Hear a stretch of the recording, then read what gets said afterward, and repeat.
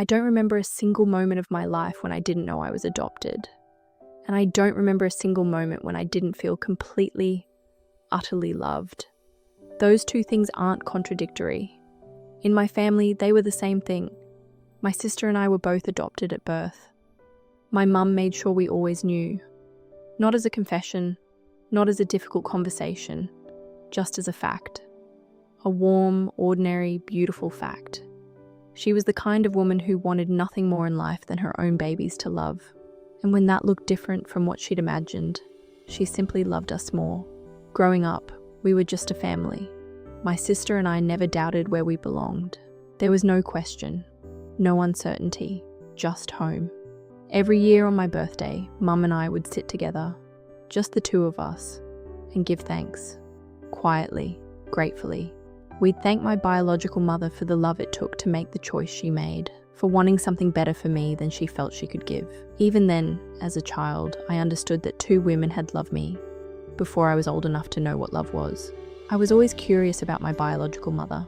I knew she existed somewhere. I knew I had older biological siblings. Part of me always wondered.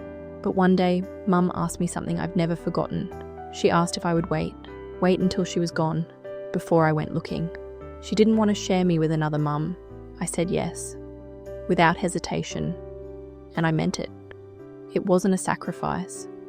It was the easiest thing I've ever agreed to, because the woman sitting across from me had given me everything. Whatever she needed from me, she could have. My mum passed away in the late 90s.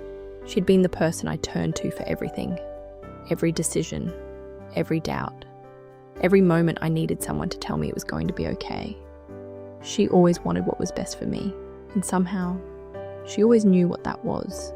Losing her was like losing my compass. For years, even though I was still curious about my biological family, I held back, partly out of grief, partly out of fear. Fear of walking into someone else's life uninvited, of disrupting a family that might not know I existed. So I waited. Eventually, almost 20 years later, I became obsessed with a TV show called Long Lost Family. I don't know exactly what shifted. Maybe I was finally ready. Maybe I just needed to see that stories like mine could have good endings.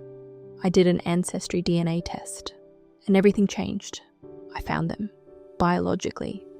I have 7 siblings, 3 older brothers, 2 older sisters, a younger half-brother, and a younger half-sister.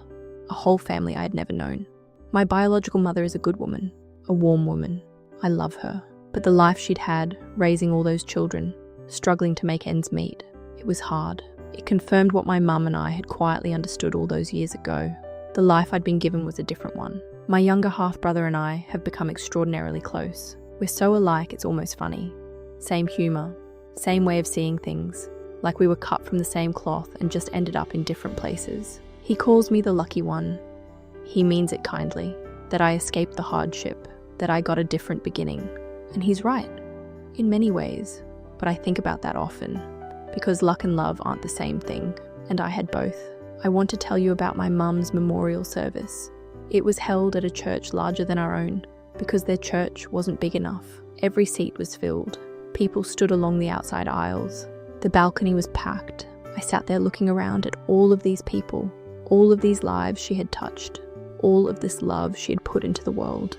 And I thought, every single one of these people loved her, but none of them were loved the way she loved me, the way she loved my sister, the way she loved our boys. That's who she was. She didn't love in half measures. I have 2 mothers. One gave me life and made an enormous sacrifice out of love. I am grateful for her every day.